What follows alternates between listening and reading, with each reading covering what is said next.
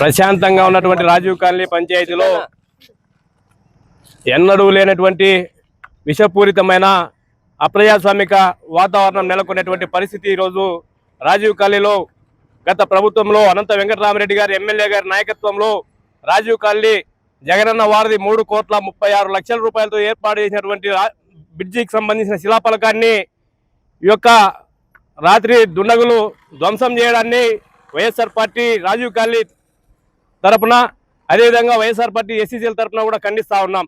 ఇది మంచి సంస్కృతి కాదని చెప్పేసి వారికి గుర్తు చేస్తూ ఉన్నాం. రాజకీయాలలో ఎన్నికలన్నాక గెలుపోవటం సహజం.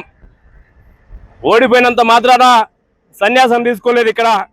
అదేవిధంగా గెలిచినంత మాత్రాన ఇళ్ళకి పండగ కాదు. ఈ యొక్క వాతావరణం ప్రజాస్వామ్యమైన వాతావరణంలో ధ్వంసం చేయనటువంటి వాటిని ఎవరు కూడా ఖండించరు, ప్రజలు కూడా స్వాగతించరు.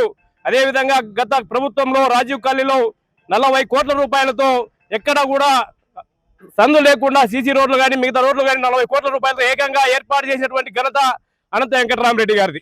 అదేవిధంగా జగనన్న వారికి కూడా 3,36,00,000 రూపాయలు ఖర్చు పెట్టి ఆ రోజు ఈ యొక్క బ్రిడ్జిని అధునాతనమైన బ్రిడ్జిగా ప్రజలకు సౌకర్యవంతంగా నిర్మించినటువంటి బ్రిడ్జి నేపథ్యంలో ఇక్కడ వేసినటువంటి శిలాఫలకాన్ని ధ్వంసం చేసి ఇక్కడ ఏదో మా గుర్తులు లేకుండా చెరిపివేయాలని ఈ యొక్క కుట్ర పన్నడాన్ని మేము ఖండిస్తా ఉన్నాం.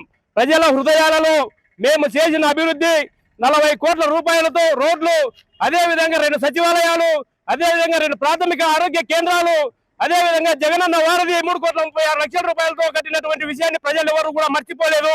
ఈ యొక్క మేము చేసిన అభివృద్ధిని మీరు చెరపలేదు, మీతో కాదు, మీరు అనాగరికంగా అనాలోచితంగా వ్యవహరిస్తా ఉన్నారు. దీన్ని ఖండిస్తా ఉన్నాం.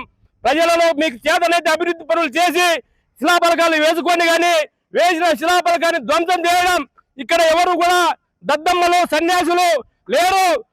భవిష్యత్తులో మీకు బుద్ధి చెప్పడానికి ప్రజలంతా కూడా సిద్ధంగా ఉన్నారు.